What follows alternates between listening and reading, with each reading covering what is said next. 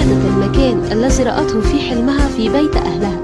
فهرعت للكهف ورأت الوحش مستلقي على ظهره، فرحت جميلة رؤيته وانحنت لتنقذه، ولكن فرحها زال وحل محله رعبا شديدا حينما وجدت الوحش لا يتحرك ولا يفتح عينيه، فصرخت بمرارة: أوه، لقد مات الوحش، وكل ذلك بسببي أنا. ثم نظرت إليه مجددا وظنت إنه ما زال يتنفس، فأسرعت وأحضرت بعض المياه ورشتها على وجهه، ودخل السرور العميق إلى قلبها عندما بدأ الوحش يتعافى، فقالت: لقد أخفتني كثيرا، لم أكن أدرك أنني أحبك هكذا إلا الآن، عندما اعتقدت أنني تأخرت كثيرا على إنقاذ حياتك.